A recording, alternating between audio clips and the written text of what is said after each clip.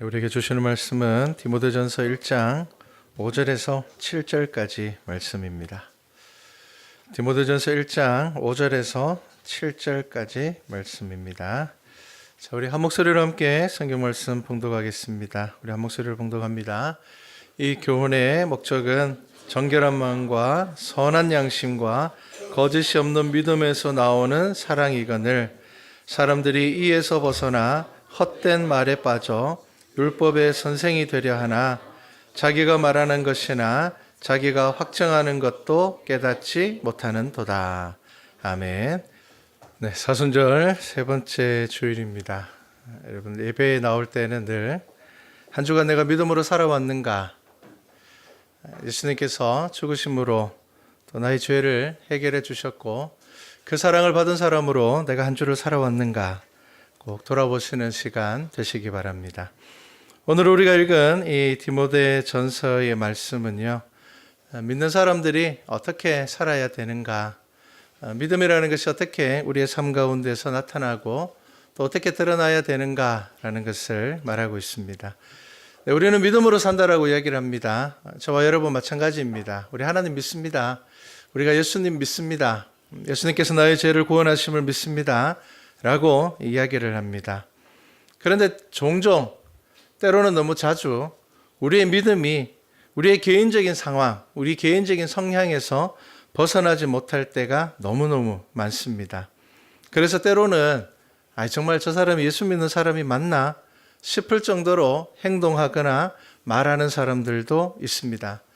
그런데 그런 사람들도 스스로에 대해서는 저 예수 믿는 사람입니다. 저 신앙의 사람입니다. 그렇게 이야기할 때가 많습니다. 믿음은 눈에 보이지 않는 것이지만 그렇다고 해서 이 믿음이 그냥 개개인의 성향으로 그냥 취향으로 머물러 있어서는 안 됩니다. 만약에 그랬다라면은 이 복음은 2000년이라는 시간을 흘러서 저와 여러분들에게 전해지지 않았을 것입니다. 세상을 살아가다 보면요, 경험해야지 알 수 있는 것들이 정말 많습니다. 정직하다라는 것도 그렇습니다. 여러분, 정직하다라는 것을 어떻게 알 수 있습니까? 저 사람 참 정직해. 생긴 거 보고 알 수 있습니까? 절대로 그렇지 않습니다. 그 사람의 복장이나 그 사람이 타고 다니는 차나 이런 것을 보고 저 사람이 정직해 라고 이야기할 수 없습니다. 많은 사람들이 그렇게 생각하다가 속습니다. 저 사람이 정직한지 아닌지는 어떻게 알 수 있습니까? 같이 일해보면 알 수 있습니다. 좀 오랜 시간 같이 지내보면은 저 사람 정말 정직한 사람이야. 정직하지 않아. 처음에 볼 때는 정직해 보였는데 지나보니까 저 사람 별로 정직하지 않은 것 같아. 경험을 해봐야 알 수가 있습니다. 우리가 누군가 착하다, 선하다 등등의 모든 것들도 사실은 경험해야 알 수 있는 것입니다. 여러분, 믿음도 마찬가지입니다. 믿음도 우리가 서로 믿음의 삶들, 교회 안에서 어떤 일들을 통하여서 서로 부대껴 봤을 때에 어떤 믿음이야 라고 이야기할 수 있습니다. 물론 이 믿음이라는 것은 쉽게 사람에 의해서 평가될 수 있는 것은 아니고요, 쉽게 평가될 수 없을 만큼 아주 깊이 있는 것이지만 성경에는 몇몇 이 믿음에 대해서 들여다볼 수 있는 근거를 우리들에게 이야기를 하고 있습니다. 예수님께서는 그것을 종종 열매라고 이야기를 하셨습니다. 너희가 어떤 열매를 맺고 있느냐, 너희가 겉으로 보기에는 이것도 하고 저것도 하고 종교적인 삶을 드러내 보이면서 내 믿음이 이런 것입니다 라고 이야기할 수 있지만 정작 가장 중요한 것은 너희의 삶에서 어떤 열매를 맺고 있느냐라는 것이 저와 여러분의 믿음이라고 말씀하셨습니다. 이 열매라는 것은요, 단순히 전도를 얼마나 많이 했느냐, 혹은 내가 우리 교회 발전에 얼마나 기여를 했느냐, 그런 부분들을 이야기하는 것이 아닙니다. 그것은 일회적인 것도 아니고요, 점수를 매길 수 있는 것도 아니고요, 그것은 깊은 시간, 오랜 시간, 그리고 나와 하나님 관계에서 비로소 드러나는 것이 바로 믿음이라는 것입니다. 그래서 오늘 말씀은요, 디모데전서를 사도 바울이 기록을 하면서 디모데에게 하는 이야기입니다. 내가 왜 이 디모데전서를 기록하였는가 하면 그 목적에 대해서 이야기를 합니다.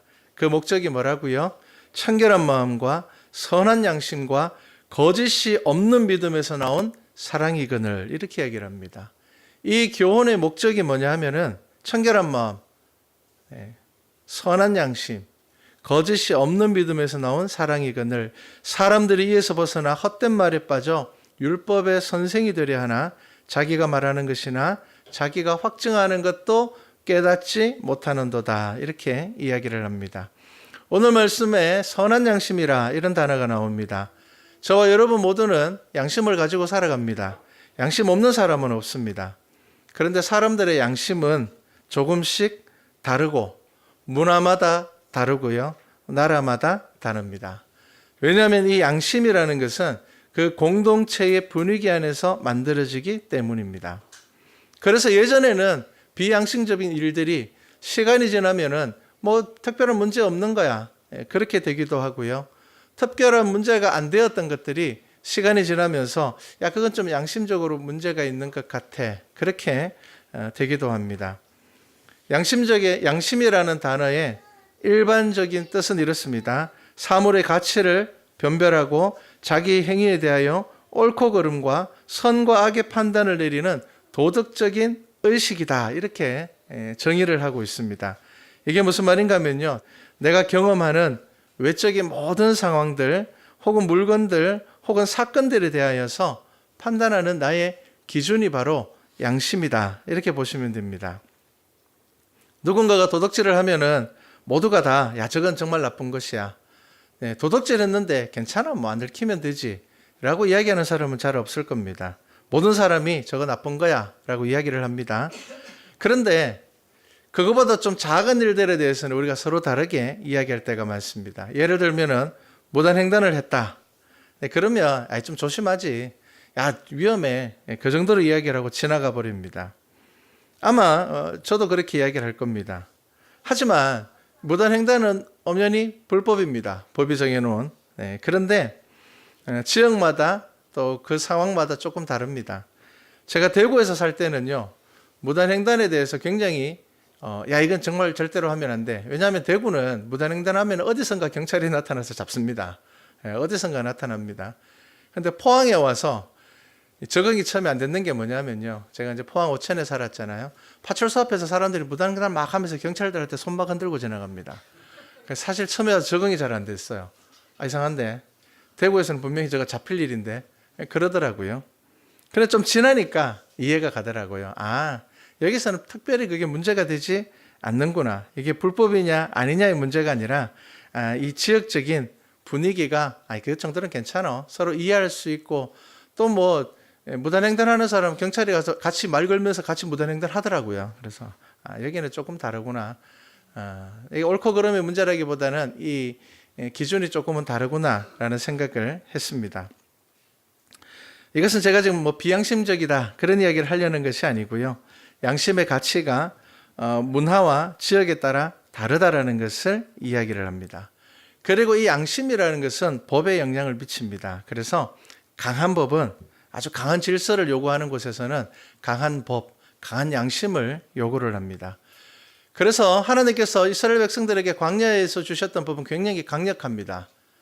뭐 좀 잘못하면 돌로 쳐 죽여야 됩니다.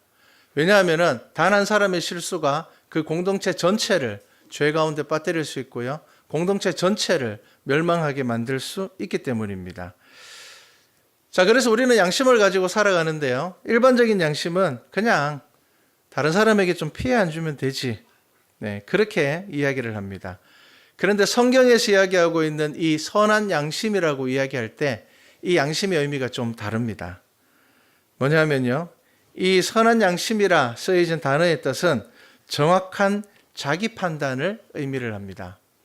내가 어떤 사람이고 나는 누구이고 내가 어디로 왔으며 내가 어디로 가야 될 사람인가라는 것이 내 양심의 근거가 된다라는 것입니다. 그래서 이 선한 양심은 교회의 아주 중요한 성품으로 종종 이야기하고 있습니다. 저와 여러분의 양심은 하나님을 알지 못하는 사람들, 하나님을 믿지 않는 사람들과 동일해서는 안 됩니다. 그냥 남한테 피해 안 주면 되지. 거기에서 끝나버리면 안 됩니다. 많은 사기꾼들이 어떤 기준을 가집니까? 들키지 않으면 돼. 그들에게 있어서 양심은 뭡니까? 들키지 않으면 됩니다. 그래서 법에 걸리지 않으면서 사기를 칠 수 있는 방법을 계속적으로 연구를 합니다. 머리 제일 좋은 사람이 사기꾼이라고 이야기를 합니다. 어떻게 그런 방법을 생각해낼 수 있을까? 그런 생각이 들 만큼 그들은 방법을 연구를 합니다. 왜 그렇습니까? 그들의 양심의 기준이 뭐라고요? 아예 남한테 크게 피해 안 주면 되지 뭐. 안 들키면 되는 거지 뭐. 아예 우리가 뭐 사람을 해야 하는 것도 아니고. 그런 기준을 가지게 된다는 것입니다. 자, 하지만 저와 여러분이 가져야 될, 믿음 안에서 가져야 될 양심은 오늘 성경이 뭐라고 이야기를 합니까? 선한 양심이다. 그렇게 이야기를 합니다. 이 선한 양심이라는 것은요, 그리스도인으로 살아가면서 우리에게 꼭 필요한 삶의 자세입니다. 그래서 오늘 사도 바울이 디모데서를 기록하면서 그 이유를 청결한 마음과 선한 양심과 거짓이 없는 믿음에서 나오는 사랑이라 그렇게 이야기를 합니다. 여러분, 사랑도 똑같은 사랑이 아닙니다. 물질적인 기준이 적용되는 사랑이 있습니다. 그리고 단순한 즐거움, 쾌락이 기준이 되는 사랑, 우리 주위에 너무 많이 넘쳐나고 있습니다. 때로는 불법적인 목적이 되는 사랑도 우리 가운데 있습니다. 그런데 저와 여러분들에게 주어지는 그리스도의 사랑을 사도 바울이 어떻게 요약을 했습니까? 오늘 우리가 읽은 이 말씀으로 요약을 했습니다. 청결한 마음과 선한 양심과 거짓이 없는 믿음에서 나오는 사랑이다. 저와 여러분이 이 사순절을 지나면서 우리가 가져야 될 사랑이 바로 이런 사랑이라는 것을 아셔야 됩니다. 이것이 결여된 사랑은 어떠냐면요, 우리끼리는 좋은데 타인에게는 강팍한 사랑이 됩니다. 당시의 거짓 교사들은 지적 만족을 얻는 것이나 물질의 이득을 얻는 것에 굉장히 많은 관심들을 가지고 있었습니다. 그래서 더 높은 수준의 토론들을 즐겨했고요, 사상적인 깊이를 마치 믿음의 크기인 것처럼 생각을 했습니다. 그래서 유명한 선생이 되면 많은 사람들에게 우러러봄을 당하고 많은 사람들이 야 정말 대단한 사람이야 그렇게 이야기를 하는 것에 만족을 느끼고 또 그러한 삶을 추구를 했습니다. 그런데 사도 바울은 그런 모든 이들에게 그리스도인의 분명한 기준을 제시하고 있습니다. 그것이 바로 오늘 우리에게 주신 말씀입니다. 여러분, 한 주간의 삶을 한번 돌아보십시오. 내가 종교적인 거, 나 예배 안 빠졌는데, 나 11조 드렸는데, 나 예수 믿는 사람으로 아침에 기도하고 시작을 했는데, 여러분, 그것보다 훨씬 더 중요한 것은 여러분들의 삶 가운데서 청결한 마음과 그리고 선한 양심과 거짓이 없는 믿음으로 살아왔느냐의 문제입니다. 마태복음 5장 8절에 보면은 예수님께서 산상수훈에서 이렇게 말씀하셨습니다. 마음이 청결한 자는 복이 있나니 그들이 하나님을 볼 것이요. 이렇게 이야기를 합니다. 여러분, 마음이 청결한 사람이 하나님을 볼 수 있다라고 이야기를 합니다. 기도 열심히 하는 사람이 하나님을 본다라는 종교적인 것이 아니라 마음이 청결한 사람도 하나님을 볼 수 있다. 그렇게 이야기를 합니다. 그리고 선한 양심에 대해서 말을 합니다. 타인을 바라보는 것이 아니라 자기 자신을 바라보는 믿음의 양심이 우리를 그리스도인으로 드러나게 한다라는 것입니다. 그래서 이 선한 양심에 대해서 저와 여러분이 특별히 생각하기를 바랍니다. 베드로전서 3장 16절을 보면요, 이런 말씀이 있습니다. 선한 양심을 가지라. 이는 그리스도 안에 있는 너희의 선행을 욕하는 자들로 그 비방하는 일에 부끄러움을 당하게 하려 함이라. 이렇게 이야기를 합니다. 이 말씀을 잘 생각해 보셔야 됩니다. 선한 양심을 가져라. 그렇게 이야기를 합니다. 그러면서 뭐라고요? 그리스도 안에 있는 너희의 선행을 욕하는 자들로, 우리가 예수 믿는 사람들이기 때문에 선한 일을 할 때에 그것을 좋게 보지 않고 좀 부정적으로 보고 좀 비꼬는 마음으로 보고 비방하는 자들에게 그 일이 부끄러움을 당하게 하려 함이라. 그렇게 이야기를 합니다.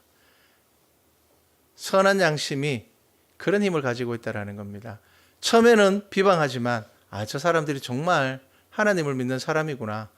저 사람이 정말 그리스도의 뜻대로 살아가려고 노력하는 사람이구나. 저들이 정말 우리하고 다르구나. 라는 것을 깨닫고 알게 하는 것이 무엇이라고요? 저와 여러분 가운데 그리스도를 향한 믿음 가운데 세워진 선한 양심이 바로 그러한 일들을 한다라는 것입니다. 여러분, 일반적인 양심이 남에게 피해를 주지 않는 것이라면은 저와 여러분은 예수 그리스도를 믿는 사람입니다. 그리스도인의 양심은 선한 일을 나타내는 것이 되어야 한다는 것입니다. 분명히 달라야 됩니다. 어떤 시험을 칠 때 합격점이 있습니다. 만약에 60점 이상이 합격이다. 그러면 저와 여러분은 예수 그리스도를 믿기 때문에 그 기준이 더 높아야 한다라는 것입니다. 왜 그렇습니까? 죄 때문에 죽어야 될 저와 여러분을 예수 그리스도께서 구원하셨기 때문입니다. 여러분, 그 사랑을 가지고 저와 여러분이 살아가고 있기 때문입니다. 그렇기 때문에 우리는 그 하나님의 사랑을 모르는 이들보다 더 높은 도덕적인 기준도 가지고 있어야 한다는 것입니다. 여러분, 그게 바로 선한 양심입니다. 그렇기 때문에 예수 믿는 사람들은 남들도 다 이렇게 해. 남한테 피해 안 주면 되지. 여러분, 거기서 머물러 있어서는 절대로 안 됩니다. 저와 여러분은 선한 양심, 그리스도의 향기가 되는 양심을 가지고 있어야 됩니다. 예전에 시장에서 장사하시는 권사님이 이런 간증을 했습니다. 장사를 할 때 가장 고민되는 것 중에 하나가 있었는데, 불법은 아니지만 정직하지도 않은 그 중간에서 생겨나는 어중간한 일들 때문이라고 이야기를 하셨습니다.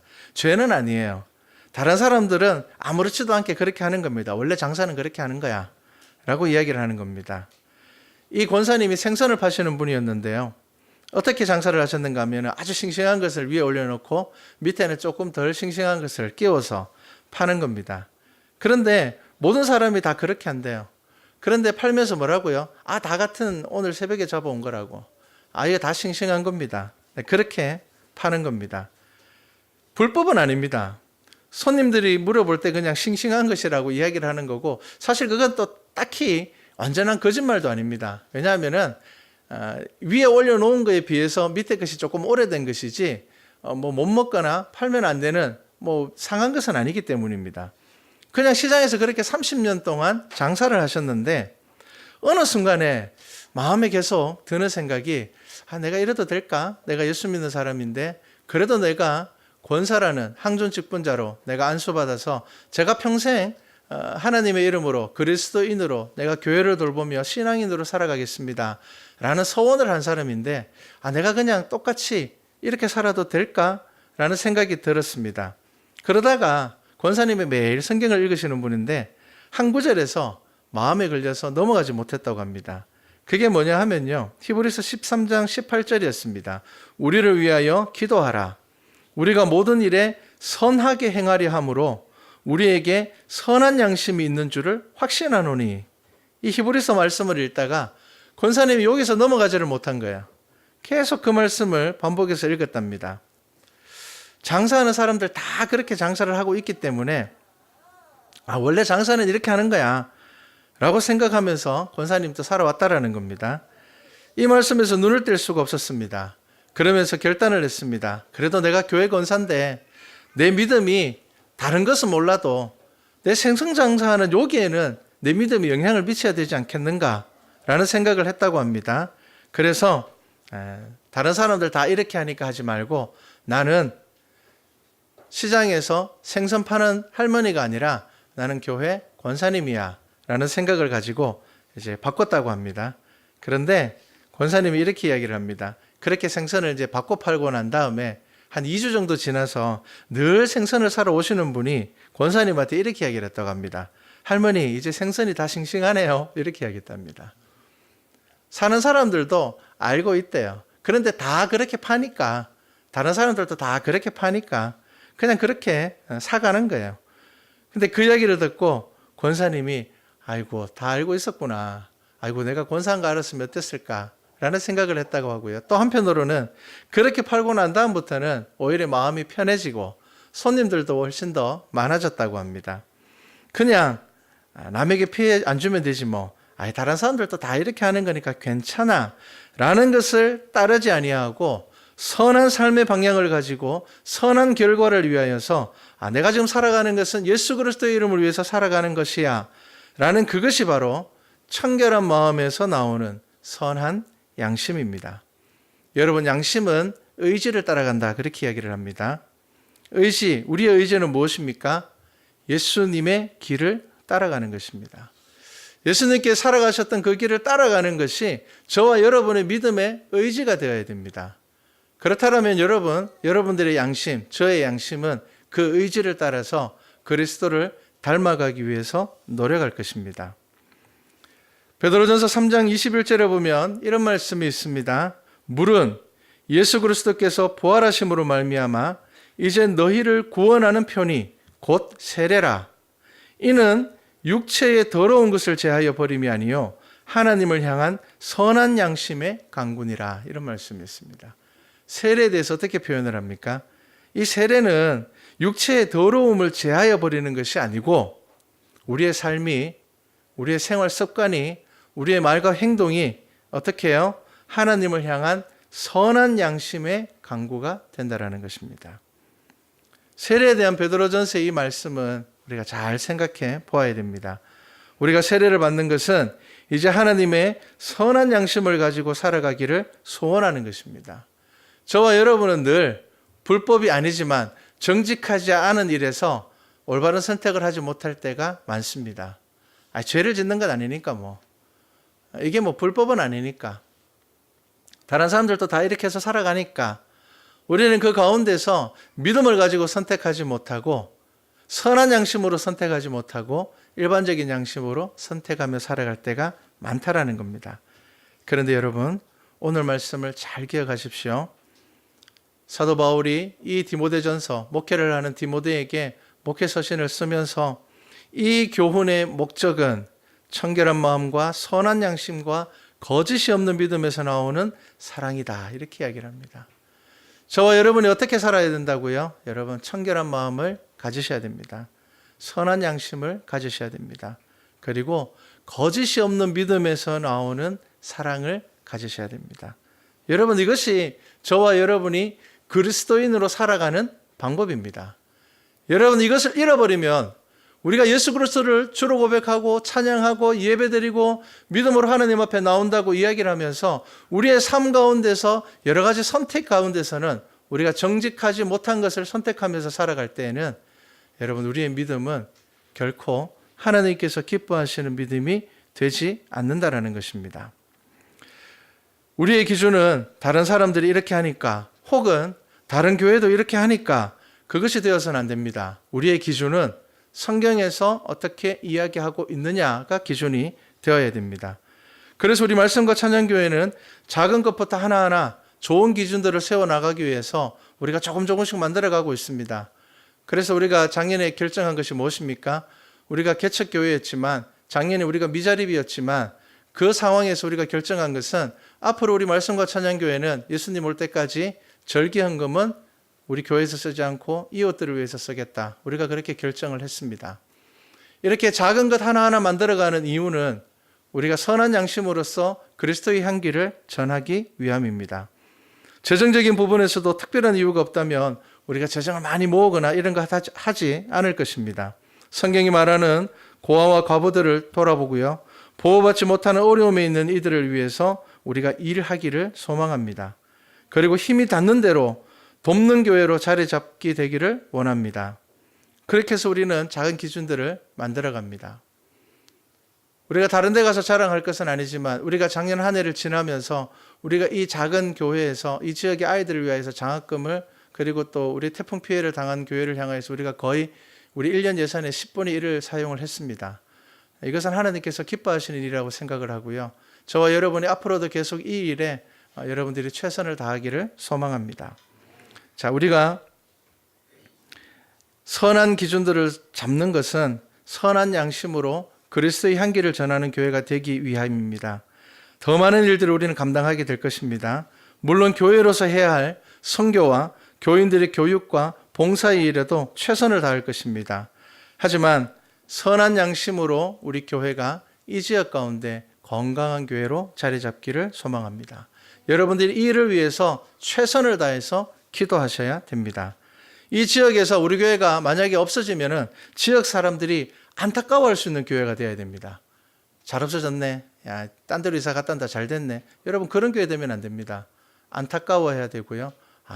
정말 저 교회가 있어서 너무 좋았는데, 저 교회가 하는 일들이 정말 많았는데, 정말 많은 사람들을 돌아보는 교회였는데 그 이야기를 듣는 교회가 되어야 됩니다. 왜 그렇습니까? 종교라는 것은, 믿음이라는 것은 하나님을 향한 것이지만 또 한편으로 그 믿음은 세상을 향한 것이기 때문입니다. 저와 여러분이 올바른 믿음을 가지고 또한 올바른 삶을 가지고 우리가 이 땅을 향해서 나아가기를 소망합니다. 저와 여러분이 한 주간을 살아갈 때에 청결한 마음과 선한 양심과 거짓 없는 믿음으로 그 그리스도의 사랑을 전하는 우리 믿음의 성도들이 되기를 주님의 이름으로 축복합니다.